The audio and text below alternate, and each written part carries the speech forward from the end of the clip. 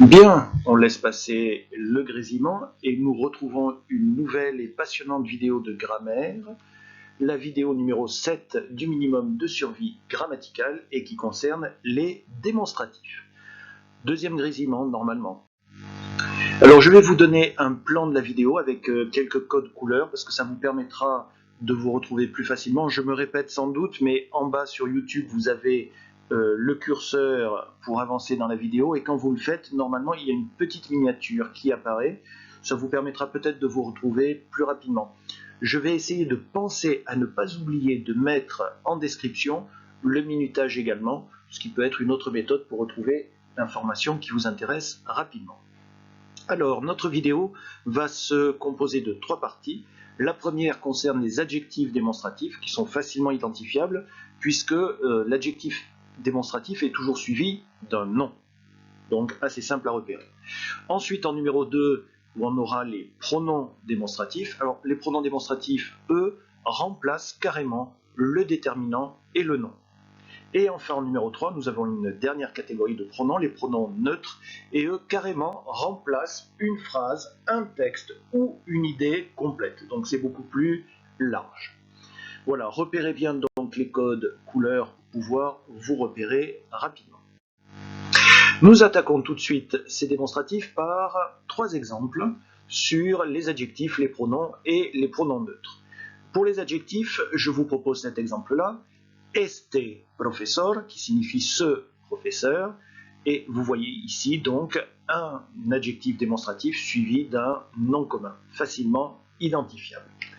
Ensuite, dans les pronoms, on va réutiliser ce qui se trouve ici, es este professor, c'est ce professeur, et on va transformer cette phrase-là pour enlever l'adjectif démonstratif et mettre à la place un pronom démonstratif.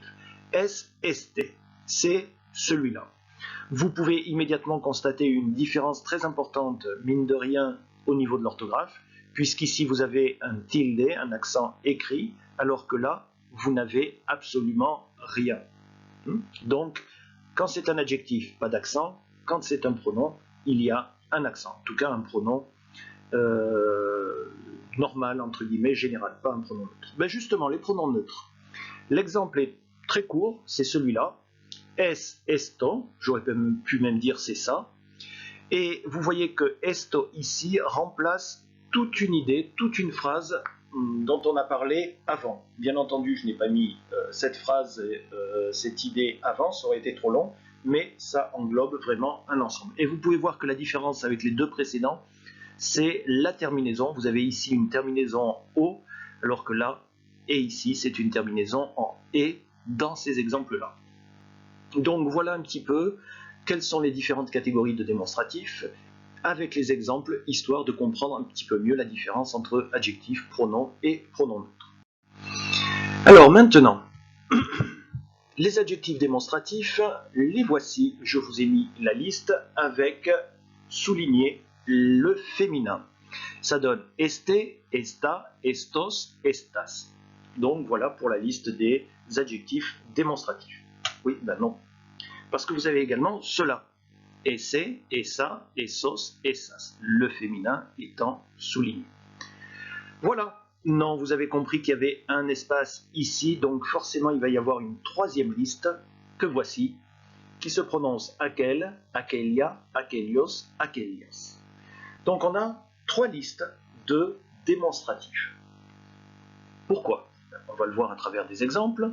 Je peux, en utilisant cette série-là, fabriquer cet exemple-là, esta alumna. En utilisant cette série-là, je fabrique essa alumna. Et avec la 3e série, j'ai aquelia alumna.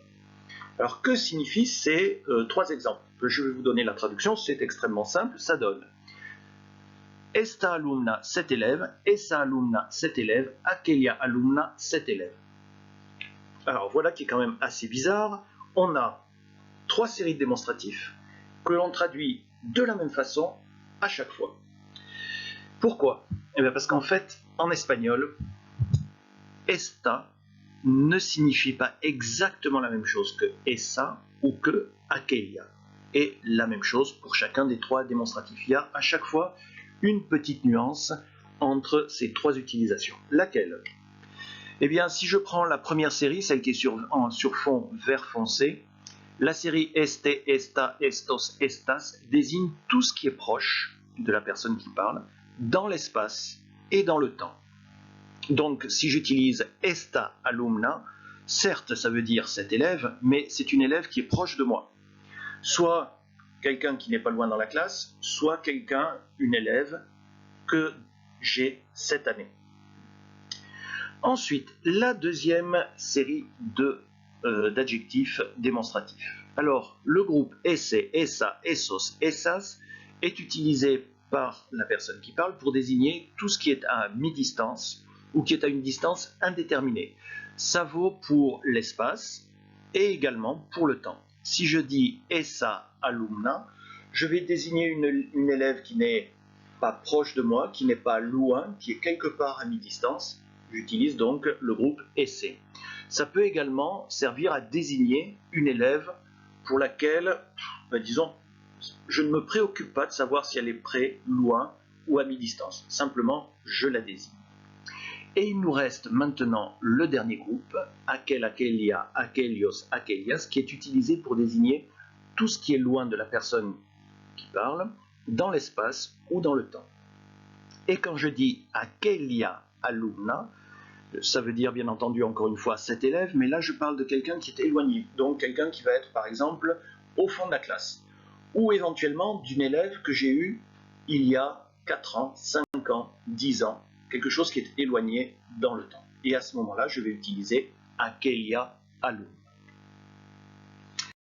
Alors maintenant, si on récapitule un petit peu, le groupe este désigne tout ce qui est proche de la personne qui parle, dans l'espace et dans le temps. Este libro va se traduire en français par ce livre-ci. Le français va être obligé de rajouter ça pour donner une impression de proximité. C'est la méthode française. Ensuite, le groupe aquel désigne tout ce qui est éloigné de la personne qui parle dans l'espace et dans le temps. J'ai pris un exemple historique. Aquel año, Cristóbal Colón descubrió aquel continente, ce qui signifie cette année-là, et là le français rend la distance par là, cette année-là, Christophe Colomb découvrit ce continent-là. Donc vous voyez que ici l'Amérique est considérée comme un continent éloigné, et aquel año, 1492, date de découverte de l'Amérique par Christophe Colomb, désigne donc quelque chose qui est éloigné de nous dans le temps. Enfin, le groupe esse désigne tout ce qui est intermédiaire ou indéfini. Alors là, très franchement, c'est un adjectif démonstratif que je vous conseille de bien connaître parce qu'il est vraiment très utile. Si jamais vous avez une hésitation sur l'emploi des deux précédents groupes, vous pouvez dans le doute utiliser le groupe esse. Donc celui-là est extrêmement pratique parce qu'il est indéfini. Bon, ceci dit, franchement, c'est pas très compliqué de se rappeler que ce groupe-là désigne ce qui est proche et ce groupe-là désigne tout ce qui est éloigné. D'accord ? C'est assez facile à utiliser, mais bon, en système de secours, ce groupe-là est également extrêmement utile. La suite. Alors, il n'y a pas simplement qu'une question de distance dans l'espace et dans le temps dans l'utilisation de ces démonstratifs. Ils peuvent aussi marquer un certain degré dans l'estime du narrateur, de la personne qui parle. Je vous ai mis 3 exemples. Este amigo, cet ami. Aquel hombre, cet homme. Ese tío, ce type. Alors, quelles sont les nuances? Eh bien là, quand vous mettez un adjectif démonstratif du groupe este, vous désignez un ami qui est vraiment proche. Donc c'est un moyen de renforcer ce lien. Ensuite, si je dis aquel hombre, je sous-entends par là ce grand homme. Parce que en le mettant à distance, je marque du respect. C'est pour ça que vous avez les statues de grands hommes qui sont souvent placées sur un piédestal, pour qu'ils ne soient pas au même niveau que les êtres humains normaux, pour qu'il y ait une certaine distance qui se crée, pour marquer le respect. Mais là, c'est en quelque sorte un petit peu la même chose. Enfin, le dernier groupe, ese tío. Alors, attention avec ce groupe-là. Ça dépend du ton que vous employez. ça dépend du vocabulaire que vous employez, mais si vous employez le ton, le vocabulaire qui convient, ça peut renforcer le mépris. C'est-à-dire, c'est une façon de dire, ce type-là, je ne sais pas où il est, ça ne m'intéresse pas de savoir où il est, s'il est loin, s'il est proche, ça m'est complètement égal, il m'est indifférent. Si vous rajoutez le mot tio, qui est un mot extrêmement familier, voire insolent, vous renforcez cette impression de mépris. Donc vous voyez que la grammaire peut avoir aussi des implications et des sous-entendus. On change de couleur et on passe maintenant aux pronoms. Alors je vous rappelle que ces pronoms démonstratifs remplacent le déterminant et le nom. Le groupe de pronoms va être este, esta, estos, estas. Vous faites très attention au tilde, à l'accent écrit que vous ne devez pas oublier, parce que si vous oubliez cet accent écrit, vous commettez une faute grave, vous remplacez un adjectif par un pronom. Bien entendu, vous vous en doutez, il y a 3 séries en réalité, le groupe este, le groupe esse et le groupe aquel. Attention, à chaque fois vous avez un tilde, à chaque fois vous avez un accent écrit. Donc méfiance. Alors si je vous mets des exemples, vous allez avoir habla con esta, habla esa, habla con aquella. Traduction. Il parle avec celle-ci, donc c'est une façon de désigner quelqu'un qui est proche. Il parle avec celle-là et il parle avec celle-là. Donc vous voyez que le français va avoir quelques difficultés à différencier tout ce qui est à mi-distance ou indifférent avec ce qui est loin. Et vous voyez qu'à chaque fois, il n'y a aucun nom commun qui apparaît. Il a été remplacé par le pronom. Ensuite, oui, j'ai mis ici comme petit exemple, il parle avec cette fille ici, c'est le sous-entendu, c'est le nom commun sous-entendu. Donc on retrouve les 3 mêmes catégories. Le groupe en bleu foncé, este, désigne tout ce qui est proche. Le groupe en bleu clair désigne esse, désigne tout ce qui est à mi-distance ou indéterminé. Et en bleu très clair, vous avez le groupe aquel qui désigne tout ce qui est loin dans l'espace et dans le temps. On change de couleur et on passe au pronom neutre. Alors eux, je vous le rappelle, remplacent carrément toute une phrase, tout un texte, toute une idée. Ils sont extrêmement larges. Ouh, la liste est simple. Vous avez juste esto à connaître, bien entendu eso et bien entendu aquello. Vous voyez que la caractéristique de ce groupe-là, c'est d'avoir une terminaison en o et d'avoir un seul pronom neutre à chaque fois. Par contre, il y a une traduction en français pour chacun de ces pronoms neutres. Esto peut être traduit par ceci, eso va être traduit par ça, et aquello va être traduit par cela. Ce sont des traductions un petit peu aléatoires, parce que selon la personne qui parle, on pourra le traduire d'une façon ou d'une autre. Donc, le groupe esto, ceci désigne tout ce qui est proche, eso, tout ce qui est à mi-distance ou indéterminé, le groupe aquello, tout ce qui est loin. Et ça rend à peu près la même idée que le français ceci, ça ou cela. Bien que le français utilise beaucoup ça. Alors, nous allons voir quelques expressions, je vais reprendre ma phrase pour que ce soit compréhensible et que j'articule correctement. Nous allons voir quelques expressions construites avec les pronoms neutres. Alors, ce sont des expressions particulières qui vont s'utiliser systématiquement et que vous pouvez, je devrais dire que vous devez apprendre par cœur et qui vous seront extrêmement utiles. Si jamais un Espagnol vous donne un rendez-vous et qu'il vous dit « a eso de las tres », « a eso de » signifie « vers ». Et vous comprenez pourquoi on a employé quelque chose d'indéterminé ici. Ça veut dire, ça sous-entend l'approximation. Ensuite, vous êtes d'accord avec quelqu'un, l'heure de rendez-vous vous convient, ben vous pouvez répondre SOS. Facile à retenir, SOS, qui signifie c'est ça. Sous-entendu, d'accord. Donc ça, c'est une expression que vous pouvez retenir simplement. Vous pouvez la placer dans un devoir. Par exemple, le professeur pose une question un petit peu affirmative. Est-ce que le document est intéressant? Vous pouvez commencer votre réponse par SOS, virgule, el documento es muy interesante, et vous continuez votre phrase. Ça enrichit un petit peu. Les Espagnols vont utiliser parfois cette expression-là, con esto.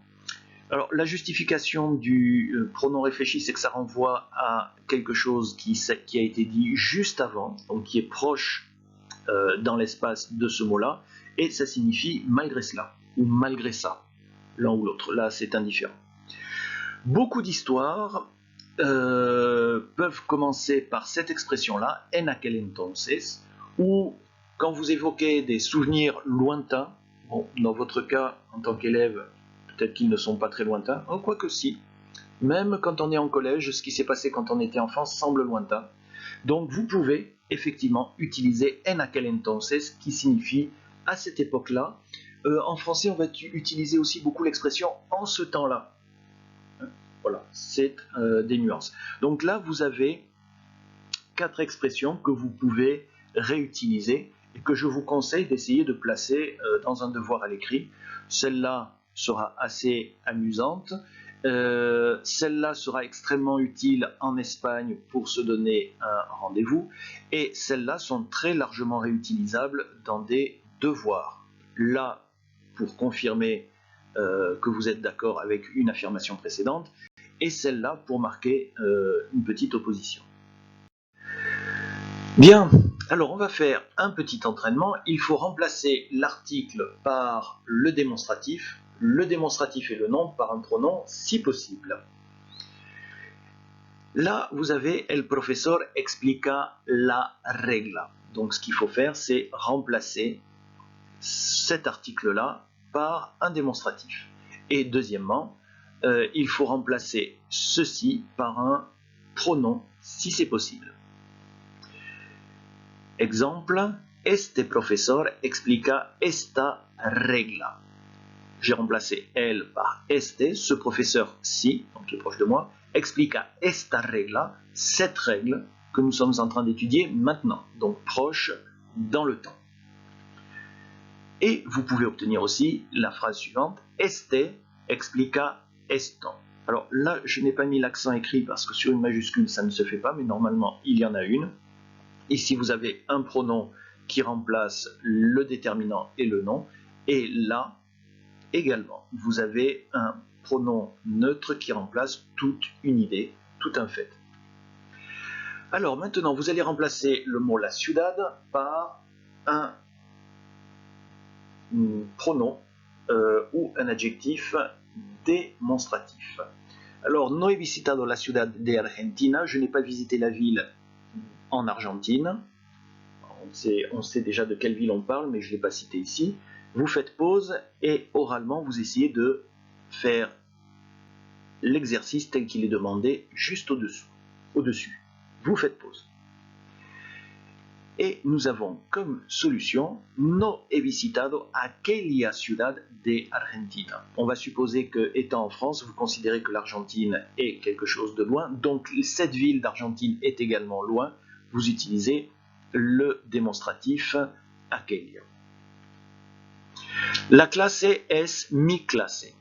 La classe est ma classe. Vous remplacez cet article-là par un adjectif démonstratif. Je vous laisse faire, vous faites pause. Et ça donnera esta clase es mi clase. Comme il s'agit de ma classe, on peut considérer qu'elle est proche de moi et je vais utiliser l'adjectif démonstratif qui désigne tout ce qui est proche, esta, et je le mets au féminin parce que le mot classé est féminin. Ensuite, la alumna está en la otra clase. L'élève est dans l'autre classe. Remplacez la par un adjectif démonstratif. Je vous laisse faire pause et répondre oralement. Ça nous donnera esa alumna está en la otra clase.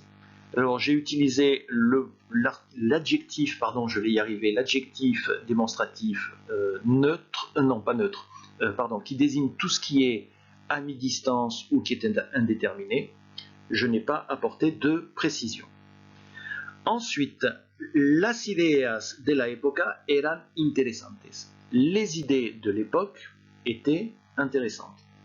Vous remplacez las et la par un adjectif démonstratif. Vous faites pause, je vous laisse faire.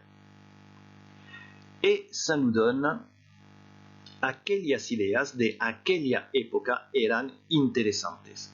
J'ai utilisé aquellas ici et aquella parce que visiblement je fais référence à quelque chose de lointain. L'époque était lointaine, donc les idées de cette époque étaient également lointaines. C'est ce que je sous-entends avec ces adjectifs démonstratifs. Vous pouvez remplacer tout cela par aquello era interesante. Et là, dans aquello, il y a les idées de cette époque. Tout ça est regroupé dans aquello. Je vais vous renvoyer, j'espère ne pas oublier de le mettre dans la description de la vidéo, au site espagnolfacile.com où on vous expliquera la leçon d'une autre façon, ce qui est toujours intéressant, d'avoir plusieurs points de vue sur une leçon de grammaire. Ça permet parfois de mieux comprendre certaines choses parce qu'un autre professeur va s'attacher à expliquer un point que je vais peut-être survoler et vice-versa, donc ça peut être intéressant. Vous avez également des exercices à la suite qui sont corrigés, c'est-à-dire qu'on verra si vous êtes trompé ou pas et on vous donnera la solution. Donc c'est toujours intéressant à faire parce que ça vous permet de voir si la leçon est comprise ou pas. Et donc éventuellement de me poser des questions en classe si jamais vous n'avez pas réussi totalement cet exercice-là. D'ailleurs, vous devez avoir une note qui va apparaître pour vous rendre compte du niveau atteint. Et voici le mot préféré de tous mes élèves, qui est le mot fin. Je vous souhaite bon courage pour la suite et nous nous retrouvons pour une prochaine vidéo de grammaire.